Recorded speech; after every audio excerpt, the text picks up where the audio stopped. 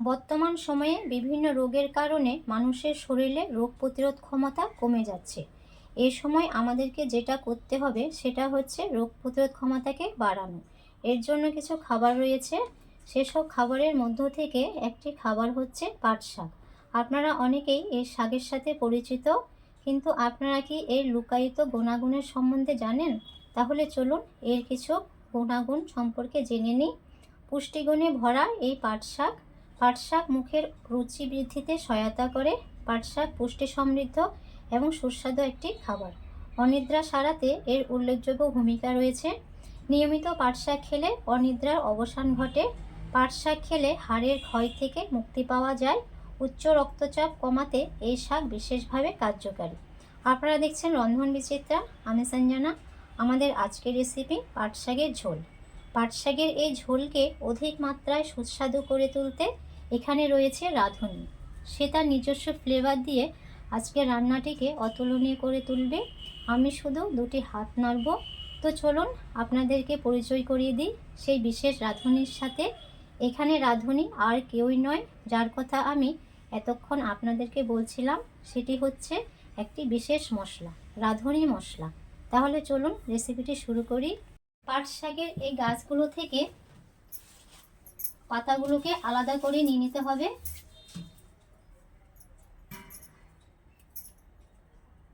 এইভাবে পাতাগুলোকে আলাদা করে নিয়ে নেবেন।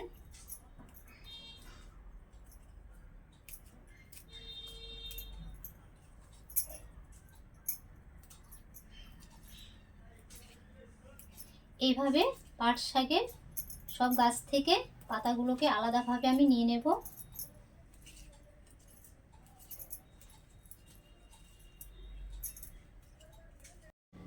পাটের শাকটাকে 3-4 বার জল পাল্টিয়ে ভালোভাবে পরিষ্কার করে ধুয়ে নিয়েছি। এই দেখুন, এখন শাকগুলোকে একটা ছুরির সাহায্যে এবার ছোট ছোট করে কেটে নেব।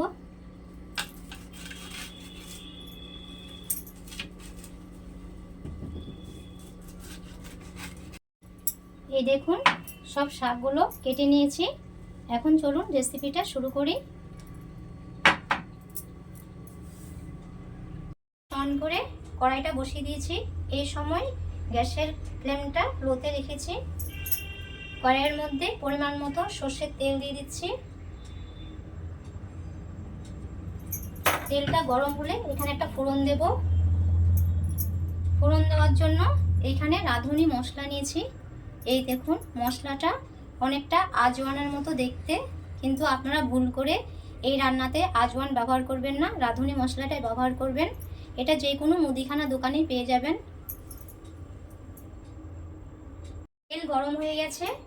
প্রথমে দুটি শুকনো লঙ্কা দিয়ে দিচ্ছি।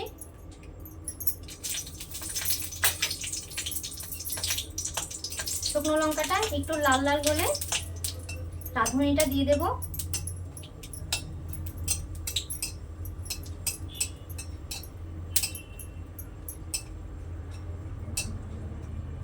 লঙ্কাটা ভাজা ভাজা হয়ে গেছে। এখন 1/2 চা চামচের মতো রাঁধুনি মশলা এখানে দিয়ে দিচ্ছি। আর দিয়ে দিচ্ছি একটা তেজপাতা। এটাকে আমি 2 অর্ধেক করে নেব।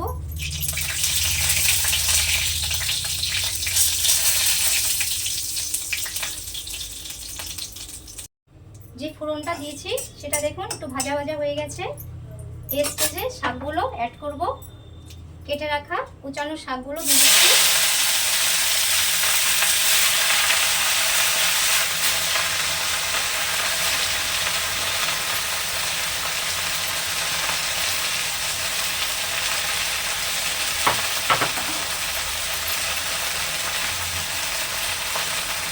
বড় সাইজের পেঁয়াজকে সামান্য একটু মোটা মোটা করে কেটে নিয়েছি। এখানে পেঁয়াজটা দিয়ে দিলাম।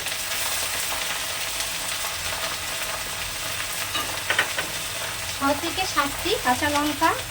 এই দেখুন, কাঁচা লঙ্কাকে চিড়ে চিড়ে নিয়েছি। এগুলো এর মধ্যে অ্যাড করে দিচ্ছি।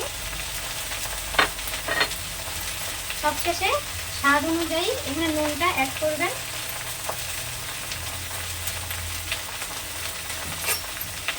এখন শাকটা একটু ভেজে নেব।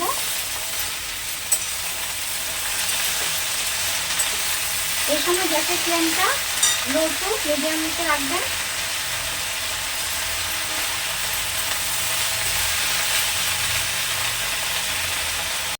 এই দেখুন শাকটা সামান্য একটু নাড়াচাড়া করার পর একটু নরম হয়ে এসছে। এই স্টেজে এখানে সামান্য একটু জল ব্যবহার করব। আমি আগেই বলেছি এটা পাট শাকের ঝোল হবে, তো একটু গা মাখা মাখা করবো, সেহেতু জলটা পরিমাণ মতোই দিয়ে নেবেন।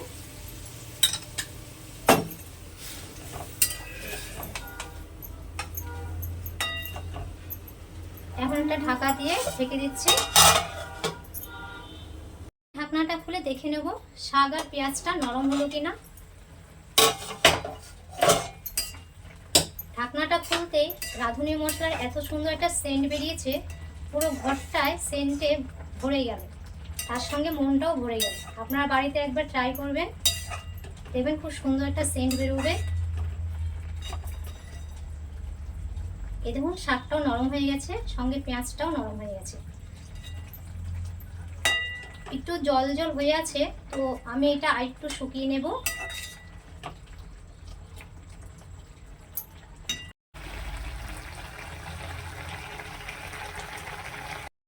এই দেখুন জলটা অনেকটা শুকিয়ে গেছে, আর শুকাবো না, এরকম ভাবেই নামিয়ে নেব।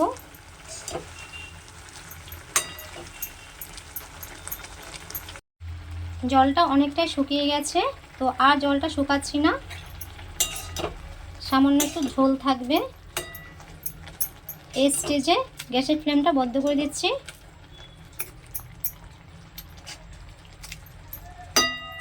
আমাদের পাট শাকের ঝোল রেডি। এই সময় গ্যাসটা বন্ধ করে দিচ্ছি।